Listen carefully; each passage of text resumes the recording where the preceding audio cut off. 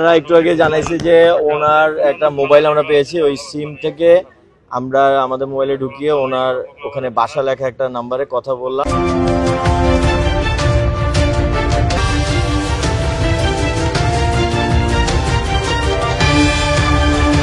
বাড়ি কুমিল্লায়, চাকরি করেন ঢাকা ফকিরাপুলে এবং ওনার লাশ পাওয়া গেল সিলেটের সুরমা নদীর তীরে। এবং সুরমা নদীতে ভেসে উঠছিল আজ 18 এপ্রিল বা জুম্মা নামাজের পরপরই একটি ভিডিওর মাধ্যমে প্রকাশিত হয় এবং এলাকার মানুষ যারা আছেন দক্ষিণ কদমতলী দরিয়া শাহ মাজার সড়ক হয়ে সুরমা নদীতেই লাশটি ভেসে ওঠে জুম্মা নামাজের পরে।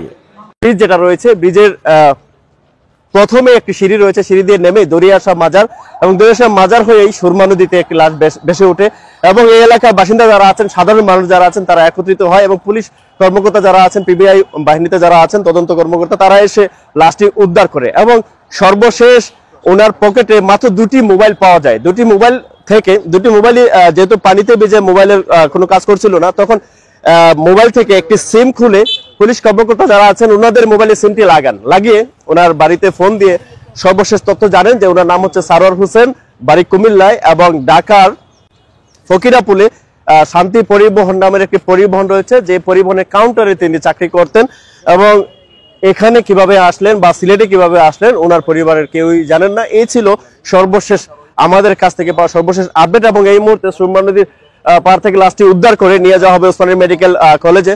এবং আমরা আগেও বলেছিলাম লাইভের মধ্যে দক্ষিণ সুরমা থানায় যাতে যোগাযোগ করা হয়, অবশ্যই দক্ষিণ সুরমা থানায় ওনার পরিবারের কেউ পরিজন যদি থাকেন অবশ্যই যোগাযোগ করবেন এবং পুলিশ কর্মকর্তারা তো আছেনই, ওনাদের পরিবারের সাথে যোগাযোগ চালিয়ে যাচ্ছেন সর্বশেষ আপডেট নিয়ে। আর ওয়াইফ ধরছেন আর কি, প্রাথমিকভাবে নাম জানা গেছে ওনার নাম ওই যে সোহরাব হোসেন, আর ওনার বাড়ি হলো কুমিল্লা, আর উনি শান্তি পরিবহন ফকিরাপুলের ওখানে আর কি চাকরি করেন। এই জায়গায় আসবে কিভাবে? এখন এই জায়গায় কিভাবে আসলে ওনার ওয়াইফও বলতে পারেন না, ওনারা বললো কালকে সন্ধ্যায় বের হয়েছে।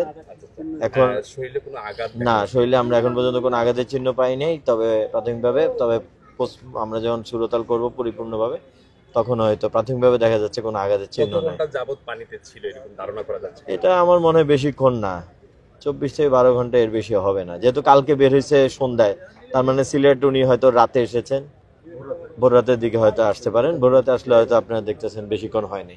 তার পরিবারের সাথে কথা হয়েছে এবং কি তারা আসতেছেন?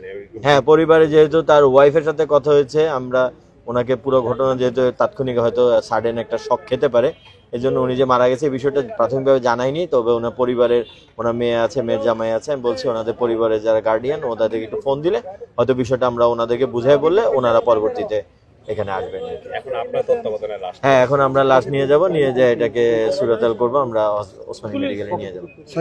লাশের সাথে আর কি পাওয়া গেছে স্যার? আউসাল্লাহর সাথে দুইটা মোবাইল, বাটন মোবাইল পাওয়া গেছে, আর কিছু নেই? না, আর কিছু পাওয়া যায়। ধন্যবাদ স্যার, আপনাকে অনেক ধন্যবাদ।